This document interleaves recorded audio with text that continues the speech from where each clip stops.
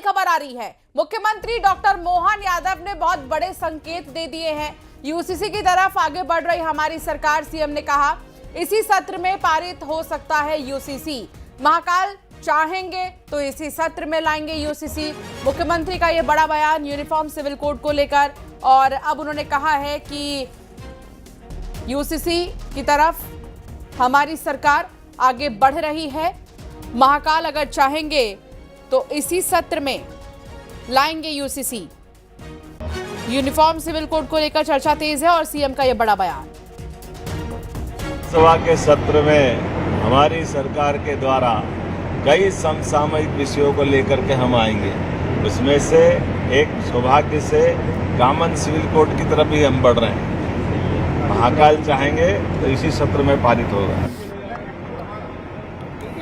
वासु चौरे संवाददाता हमारे साथ जुड़ गए हैं। वासु, मुख्यमंत्री ने एक बहुत बड़ी बात कह दिया कि यूसीसी को लेकर हमारी सरकार जो है आगे बढ़ रही है और महाकाल चाहेंगे तो इसी सत्र में पारित कर देंगे।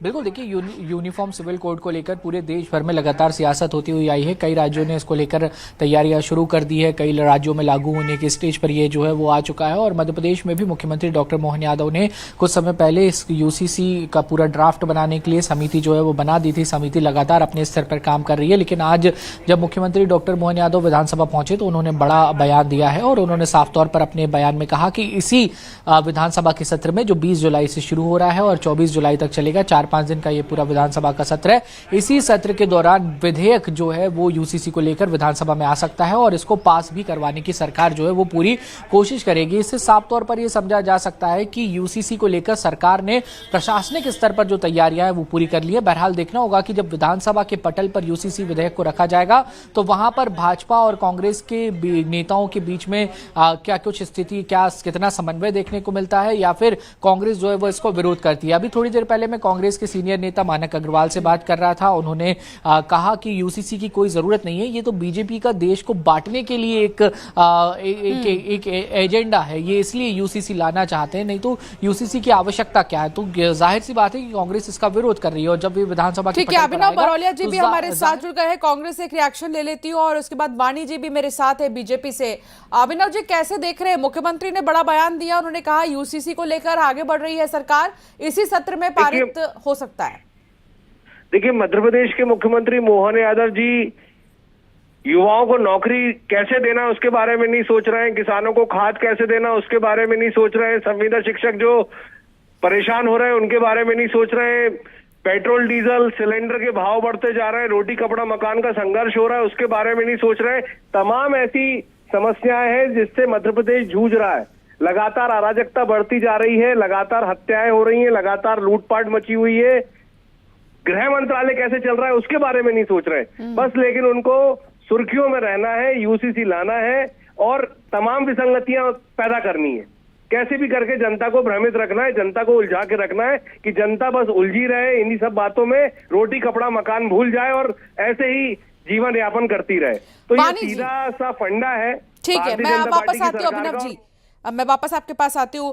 वाणी जी, सीधे तौर पर कांग्रेस का आरोप ये है कि मुद्दों से भटकाने की कोशिश है यूसीसी लाकर। देखिए, बहुत स्पष्ट और साफ है कि हम कांग्रेस के रवैये को बहुत स्पष्टता से और अब बहुत अच्छी तरीके से पहचान रहे हैं और समझ रहे हैं।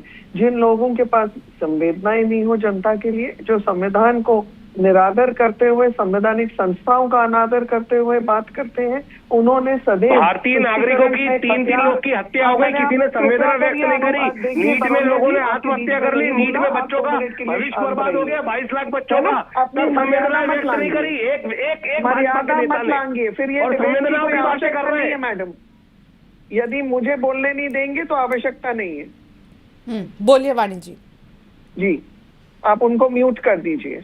देखिए, हम जानते हैं कि जनता को भी म्यूट कर दे, विपक्ष को भी म्यूट कर दे। म्यूट नहीं है, ठीक है अभिनव जी, मैं आपसे अभी आपके पास दोबारा आऊंगी। वाणी जी, जल्दी से अपनी बात पूरी कीजिए, फिर अभिनव जी से रिएक्शन। देख लिया है कि जाति और वर्ग और धर्म के अनुसार देश को बांटने का जो काम कांग्रेस सरकारों ने किया था, हम शाहबानों का, लेकिन आपत्ति क्या अभिनव जी इससे? सवाल ये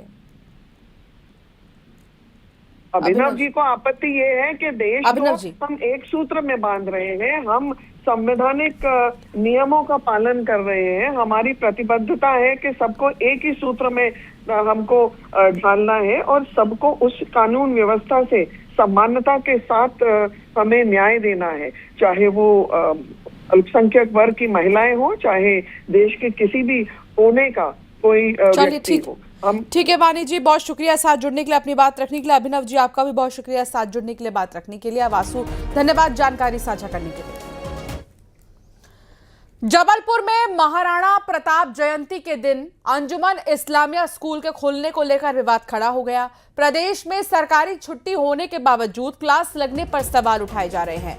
बीजेपी अल्पसंख्यक मोर्चा के मुजम्मिल अली ने इस पर आपत्ति जताते हुए मामले को गंभीर बताया है। जानकारी के मुताबिक माढ़ोताल समेत अंजुमन इस्लामिया की दूसरी ब्रांच में भी क्लास लगी, तो वहीं स्कूल प्रबंधन का कहना है कि संस्थान वक्फ बोर्ड के नियमों के मुताबिक चलता है और वही छुट्टियां लागू की जाती हैं जो वक्फ बोर्ड की ओर से घोषित होती है। फिलहाल इस मामले को लेकर प्रशासन की प्रतिक्रिया का इंतजार किया जा रहा है और ये मामला तूल पकड़ता दिखाई दे रहा है।